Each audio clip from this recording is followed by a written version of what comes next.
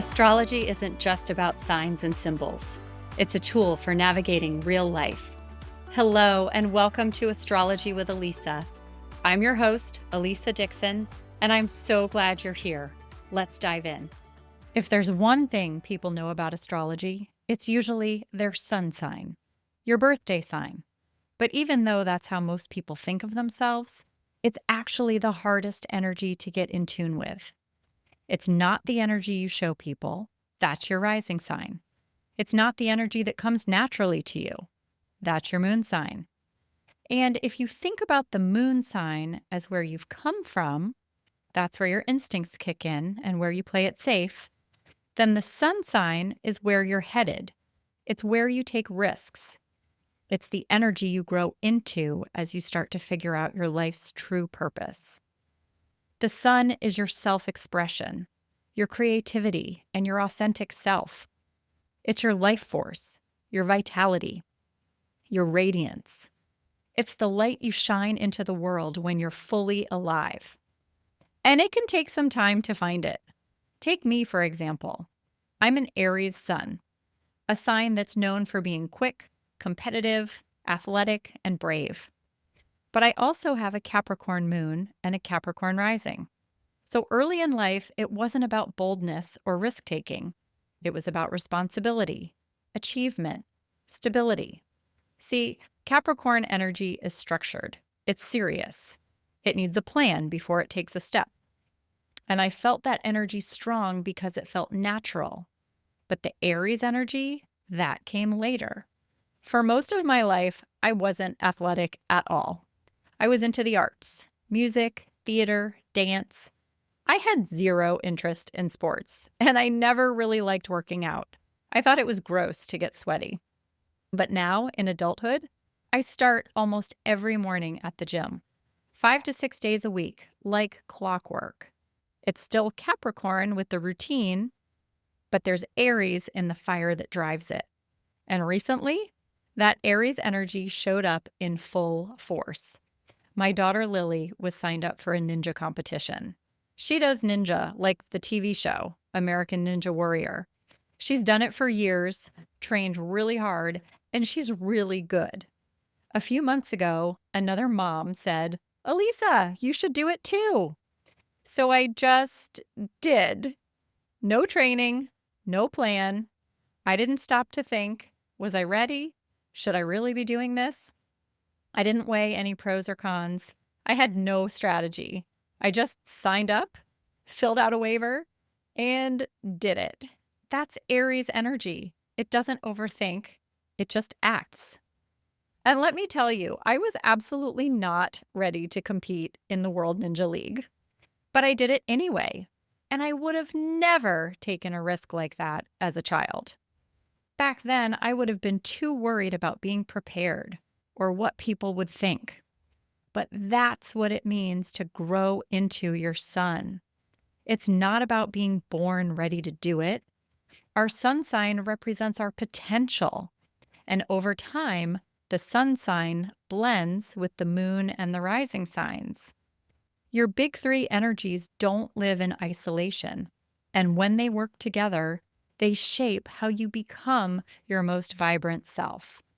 And that's when you really begin to shine. I actually ended up doing pretty well in that ninja competition. Turns out I'm more athletic than I ever thought I was. Even though I hadn't trained and I just went out there and did it, when I got on that course, my Aries competitiveness kicked in and I wanted to win. My Capricorn discipline and need for achievement kept me fighting on obstacles I really had no business completing. You guys, ninja is really hard. These kids and the pros on TV, they make it look so easy, and it's not.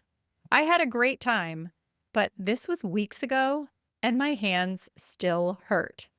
My Ariesness did not consider that at all. I just went out there and did it.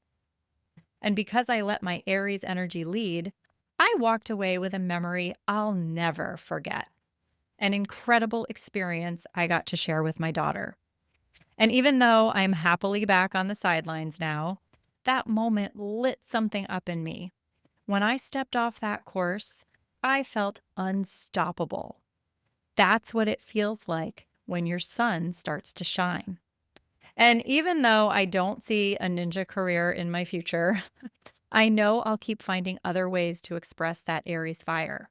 Because your sun doesn't point you to only one path. It shows you all the different ways you can come alive. Here's another cool story about the journey from moon to sun energy.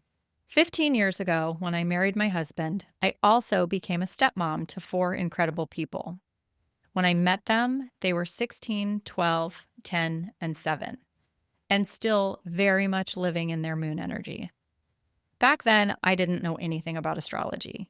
But now, looking at them and how they're living their lives through the lens of astrology, it feels like I'm getting to watch them grow up all over again, this time through their charts. They're all in their 20s and 30s now, and I'm seeing a lot more of their sun energy shine through as they blend the energies of their big three. Funny story, last year during a family vacation, we were getting ready for a game night on the first evening, and Kayleen, my stepdaughter, said, "You guys go ahead, I'm going to bed." And then the next night, same thing. Every night of the trip, actually, she went to bed no later than 8 p.m. I was surprised. I've known her since she was 10, and I don't remember her ever going to bed that early. She was always out late with friends, up all night during sleepovers. But this new routine actually makes perfect sense because Kayleen is a Pisces sun. Pisces energy is highly sensitive. They absorb everything around them. And to stay balanced, they need time to rest, reset, and retreat. Going to bed early, she wasn't being antisocial. She was honoring that deep Pisces need for stillness and space. It was a beautiful sign that she's growing into her sun.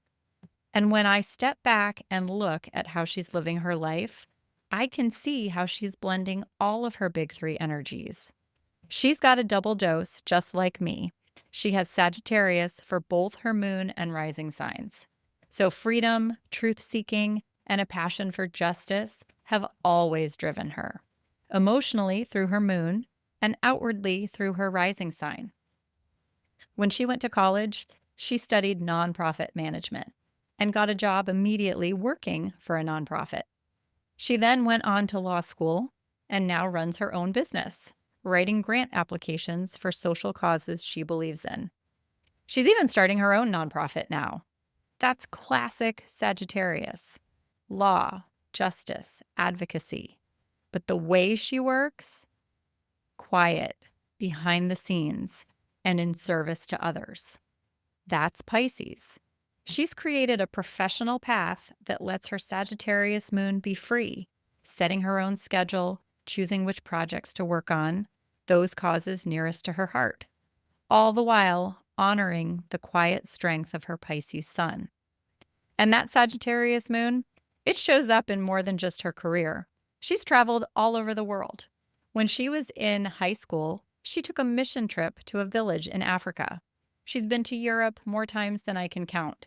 Recently, she even spent over a month backpacking through Europe by herself. When she starts to feel stir crazy, she doesn't just take a quick walk or book a weekend trip. She plans a big, long-distance adventure. That's Sagittarius energy through and through, independent and always on the move. And what is she doing when she's going on these big adventures? Mission trips. There's the Pisces again.